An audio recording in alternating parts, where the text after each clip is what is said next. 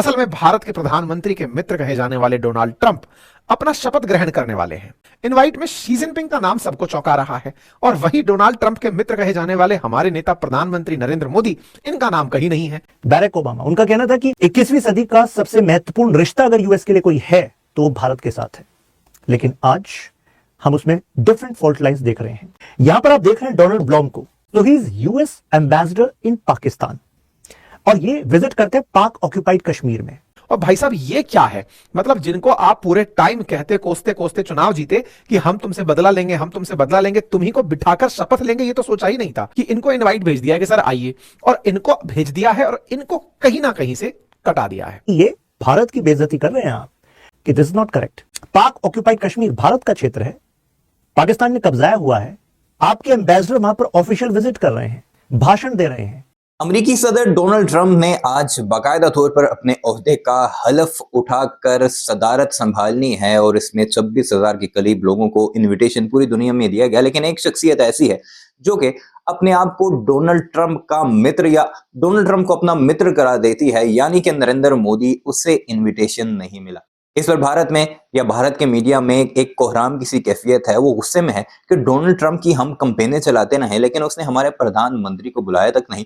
और दूसरी डेवलपमेंट ये कि चाइना के सदर शी जिनपिंग को फोन करना, जो कि अमेरिका भारत को हमेशा चाइना के सामने लेकर आता रहा ताकि उसके इंटरेस्ट को, यानी अमेरिकन जो इंटरेस्ट हैं, उन्हें प्रोटेक्ट किया जा सके, चाइना के अगेंस्ट एक मुल्क को खड़ा किया जा सके। लेकिन फिर भी शी जिनपिंग को फोन करना, उससे ताल्लुकात को बेहतर करने की बात करना, उससे मुलाकात की ख्वाहिश का इजहार करना, ये वो बातें हैं जो कि भारतीयों को काफी खटक रहे हैं। उसके साथ साथ पाकिस्तान एडमिनिस्ट्रेटेड कश्मीर यानी आजाद कश्मीर में पहली बार अमरीकी सफीर का दौरा करना, उसकी तस्वीर को खुद उनकी एम्बेसी की तरफ से शाया करना और फिर ये वाज़ेह पैगाम देना कि ये एक पुरअमन इलाका है, उस पर भारतीयों को काफी तकलीफ है कि वो एक डिस्प्यूटेड एरिया में क्या करने गया, जिस पर बाकायदा जवाब भी आना अमेरिकन एम्बेसडर जो कि भारत में मौजूद हैं कि G20 कॉन्फ्रेंस में तो हम भी दूसरे ममालिक के साथ कश्मीर गए थे, तुम्हें अब क्यों तकलीफ हो रही है। इस पर भारतीय काफी सीखमा है, नाराज हैं।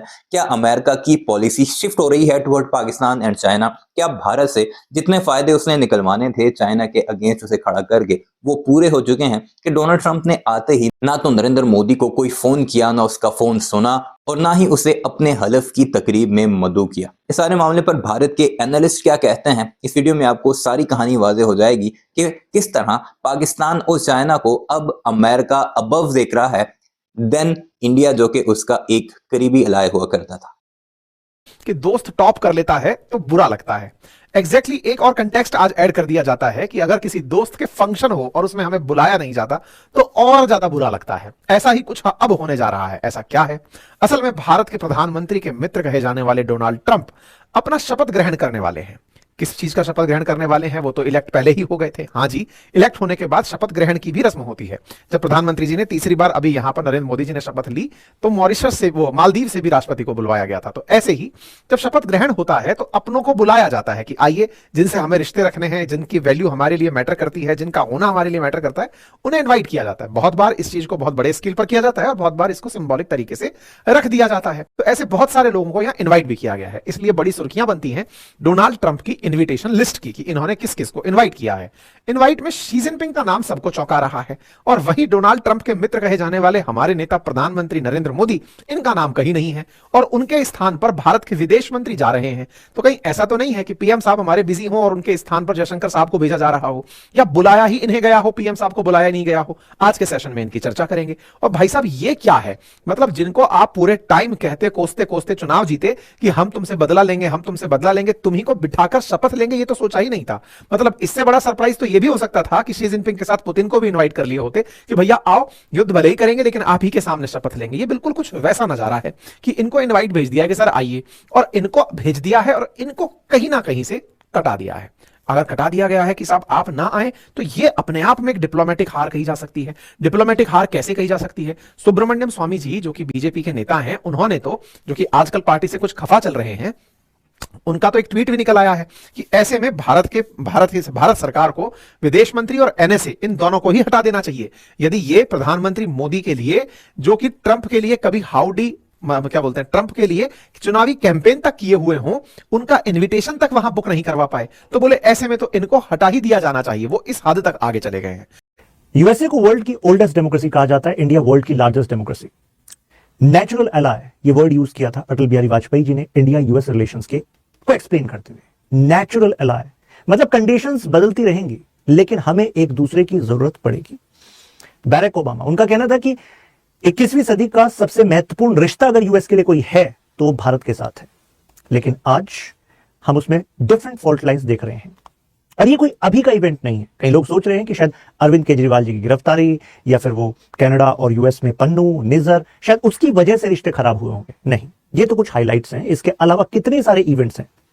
यहां पर आप देख रहे हैं डोनाल्ड ब्लॉम को, ये जो व्यक्ति हैं, तो ही इज यूएस एम्बेसडर इन पाकिस्तान और ये विजिट करते हैं पाक ऑक्यूपाइड कश्मीर में। भारत जो यहां पर इनके एम्बेसडर हैं उनके थ्रू कम्युनिकेट कराता है यूएसए को कि दिस इज नॉट करेक्ट। पाक ऑक्यूपाइड कश्मीर भारत का क्षेत्र है, पाकिस्तान ने कब्जाया हुआ है, आपके एम्बेसडर वहां पर ऑफिशियल विजिट कर रहे हैं, भाषण दे रहे हैं। तो एक तरीके से इंडिया की टेरिटरी में अगर आप उनके एम्बेसडर वहां पर जा रहे हैं तो आपने मान लिया है कि वो कंटेस्टेड रीजन, एक्चुअली आप मान रहे हैं कि वो कंटेस्टेड है और आप यहां पर हमारे एम्बेसडर हैं, तो दिस इज नॉट करेक्ट। तो ऐसे में मिस्टर एरिक गैरेटी, मतलब जो अभी यहां पर एम्बेसडर हैं यूएस के, उनका कहना है कि नहीं इट इज नॉर्मल। G20 के टाइम पर जो यूएस के रिप्रेजेंटेटिव्स थे वो जम्मू एंड कश्मीर में भी तो गए थे इंडिया में, तो इसके ऊपर तो क्या रिप्लाई आना था। मतलब MEA spokes person will like कि ये क्या कह दिया है आपने, ये दोनों बातें बिल्कुल भी इक्वल नहीं है। तो इससे क्या शो होता है, मतलब अगर यूएस का सबसे बड़ा ऑफिसर इंडिया में ये कह रहा है कि G20 में इंडिया के थ्रू जो यूएस के रिप्रेजेंटेटिव्स हैं वो जम्मू एंड कश्मीर में भी तो गए थे, तो अगर वो पाक ऑक्यूपाइड कश्मीर में चले गए तो क्या हो गया। तो इसका मतलब है कि देयर स्ट्रेटजी और their alignment with respect to India sovereignty, territorial integrity is not in line. लेकिन ये जो कहा गया है ना, ये ऐसे नहीं कहा गया, इसके पीछे कई सारे तार होंगे। लेकिन बाइडेन के कार्यकाल में जो भारत में यूएस के एम्बेसडर का पद है वो ज्यादातर समय खाली रहा। ये अनयूजुअल है। अगर पुराना एम्बेसडर जाता है तो नया एम्बेसडर लगभग 6 महीने के अंदर आ जाता है, लेकिन इस बार नहीं आए। तो खुद यूएस के सेनेटर्स का कहना था कि ये भारत की बेइज्जती कर रहे हैं आप, क्योंकि अगर भारत आपके लिए इतना इंपॉर्टेंट है कि आपके secretary of state mister Antony Blinken वो कह रहे हैं कि कॉन्सिक्वेंशियल इंपॉर्टेंट है, मतलब इंडिया हमारे लिए, मतलब we can not think of our strategy in the world specially Indo Pacific, क्योंकि दुनिया का फोकस उस तरफ है विदाउट इंडिया, लेकिन आप वहां अपना एम्बेसडर भी नहीं भेज रहे, मतलब जूनियर ऑफिसर से काम चलाया जा रहा है। तो इट शोज कि कुछ तो है वही गड़बड़, राइट। इनका ये स्टेटमेंट था। अब क्या क्या रीजंस इसमें हो सकते हैं, वैसे मैं इसका पास्ट आपको बता दूं कि जिस समय कोल्ड वॉर चल रहा था तो उस समय आपको पता है India was having alignment towards USSR, तो उस समय यूएसए अपने सबसे कद्दावर, सबसे एक्सपीरियंस्ड एम्बेसडर्स को यहां पर भेजता था। मतलब वो वाली बात हो गई कि अब क्योंकि कोल्ड वॉर एरा खत्म हो चुका है, now India is actually having a kind of balance and having strategic partnership with USA, तो मतलब रिलेशनशिप पे एफर्ट नहीं लगाना। उनको ऐसा लगता है कि भाई इंडिया को तो यूएसए की जरूरत पड़ेगी ही पड़ेगी। वीडियो अपने मुलाहिजा की कमेंट सेक्शन में इस बारे में अपनी राय का इजहार जरूर कीजिएगा। चैनल को सब्सक्राइब नहीं किया तो जाते जाते उसे भी जरूर सब्सक्राइब कीजिए।